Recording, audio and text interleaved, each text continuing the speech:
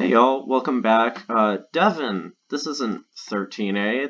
Listen, I'm getting to it. I just want to show you real quick first. There is some truly bizarre terrain generation in 11A, which I didn't take enough time to appreciate. Like, the caves, for example, aren't just underground, they're kind of halfway into sides of cliffs too, and I don't know. Overall, it just looks really neat. The other thing I want to show you, and this will be a bit flashy, so if you're photosensitive, don't look. But as far as respawn, and I learned recently that was in earlier versions, it just wasn't noted on the wiki. But anyway, if you hold it down, it does that. And the reason I'm showing you that is because they finally changed this in one of the next versions. I'm not sure which one exactly, but I'm going to pop out of this video and I'll be right back. I think the next versions have a larger screen size too. Now we're in 13A, there's some humans, there's a big flat world. This is actually new world size. First things first though, the respawn thing, I'm holding down the button and it's not cycling me everywhere anymore. So they fixed that at least as early as 13A, but only so many versions are available in the Minecraft launcher, so I can't say for sure which version it was. Another thing you might notice is that the world is slightly bigger now. The size is 512 square, and then it's 64 blocks deep. The screen size has been increased too. It's now 854 by 480, and I think that's actually why, when I was playing the last version, there was that weird blue bar off to the right, because it was using a screen size for this version without actually putting any content in there. Wow, this sucks. Just look at this flat world, huh? We're going to go to _03 in a second, and that has normal terrain.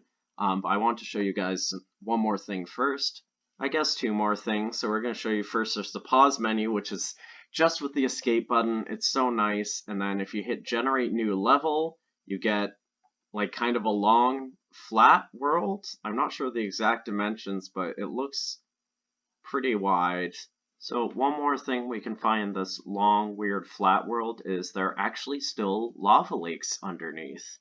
And oh, that looks like kind of a rendering glitch, but the visibility is about what you'd expect from Minecraft lava. It may actually be a bit better than modern. But yeah, that's enough of this silly flat world. Let's go to 03 now. That's not what happened last time.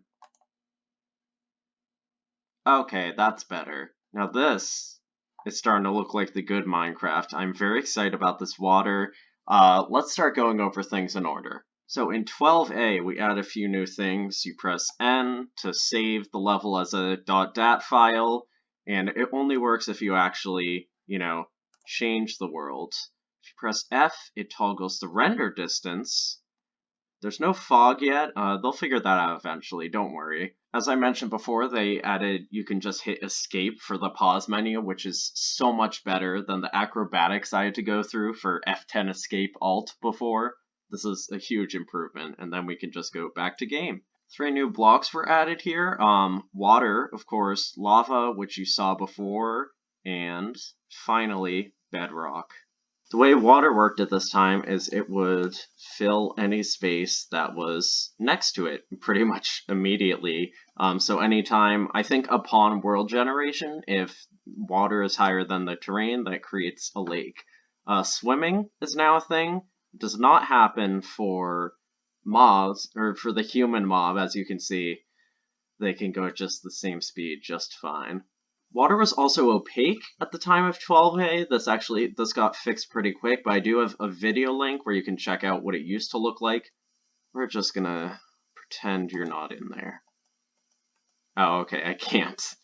Alright, never mind.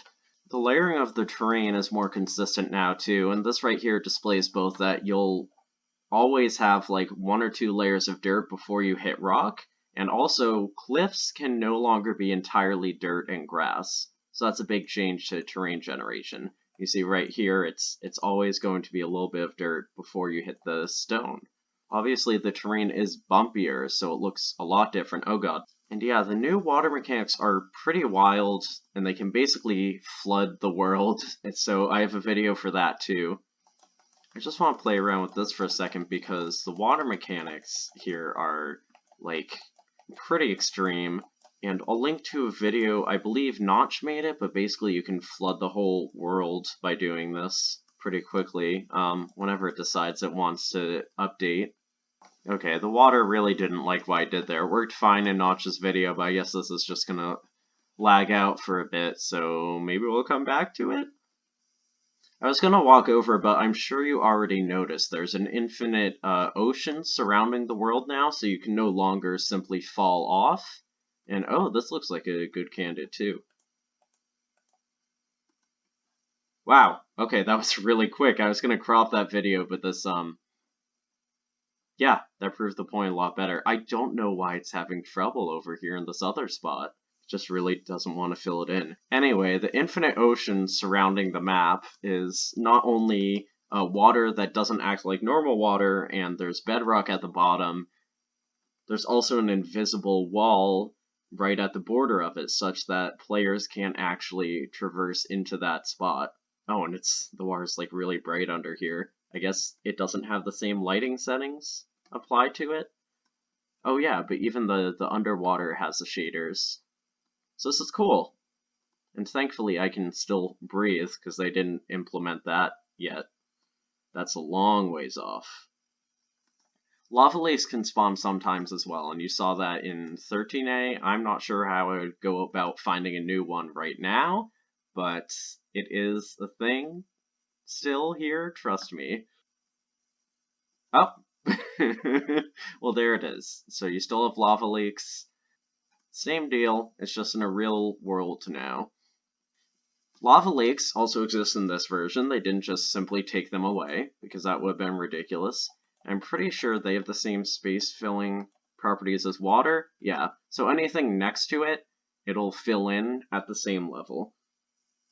If you have water next to lava, it'll produce stone, but I cannot obtain either of those blocks, so that would be a challenge for me to figure out. I'm not sure what it would have been in previous versions, but it seems like we've reached a height limit, and I'm not sure if I can check on the stats there. I'd probably just have to count it.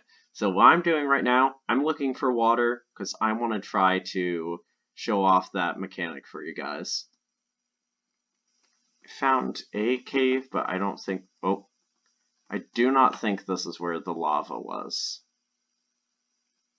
But you can see it's pretty efficient at filling in space. Essentially, wherever lava and water meet, it creates stone. And I believe that is something that Notch's video showed off anyway. Next up, we have bedrock. And bedrock is very interesting, obviously, but there are a few reasons for it. You cannot place directly on or against bedrock. I imagine this would be the same at the edges of the map. I can check that in a second. So even if you have direct sunlight, bedrock will always be the same darkness level, and so will the layer above it. The top face of the stone block is fine, but the sides are still dark. The other thing about bedrock is, I think it was called unbreakable stone in this version, or at least that's what the wiki told me. So you can't break it, you can't select it, you can't place against it, which I think I already covered. Old worlds get the bedrock and infinite ocean surrounding them if you had actually made something significant, which I didn't. An issue in 12A was that mobs were not reset when you make a new level, so there's no way to get rid of them. But as of 12A_01, and listen, I'm thinking the same thing as you. I don't know why it wasn't just named 12B, but these were the naming conventions. So now, if I make a new level, no more mobs. The only other change in _01 was that water is now translucent, which we are already seeing. There's not much to say about _02 and 03, except for there is performance improvement, bug fixes, etc. And 12A_03, I hate saying these version names, removed, what was it, that water next to lava always produces stone. We already talked about most of 13A, but I wanted to get out of that world before we talked about some of the other features. So let's see. Screen size increase. There are a number of differences, and I would recommend looking at the actual wiki page for the technicalities. There you can see a more thorough description of what that version was actually like when it was released. Players with accounts at the time, on the very early Minecraft.net, they could save levels and then they could load them later. They could share them with others, I think. And this is when the respawn cycling was fixed. There's also a very, very thin block selection outline, as well as the blinking white overlay.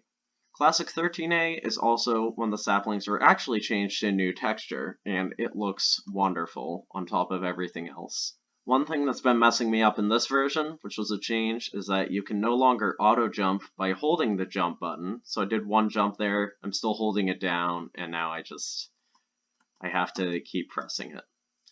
Before 13A, pretty much all of the lakes would look like this, where there were a few blocks below where the ground level was. But once 13A came out, there was the ability to have more beach-like terrain, I guess. Basically, blocks can spawn at the same level as the water, and it just looks a lot better. And finally, we get to the version we're actually on, which was 13A_03. In the original 13A, lava lakes were able to spawn above sea level, but now in _03, they do not. This is interesting. I saw something about dirt patches on the wiki. I'm not sure what the exact mechanics of that are, and why it's not just turning into grass. The implication I saw was that it was a deliberate terrain feature, but I would have to look into that more. I'm going to go into wiki talk pages for this version and see if I can't find out more about that. And if I do, I'll leave some of that in the comments below. Here we can see the bedrock at the edge of the world. Again, you can't place against it, but you can place blocks next to it to kind of cheat your way around that. The only other major change 03 made was that the escape button now exits the menu as well, because in the last version you had to hit escape and then use your mouse to click back to game. It was this whole thing. I do not know what this means, but I'll see you guys next time. Thanks for watching.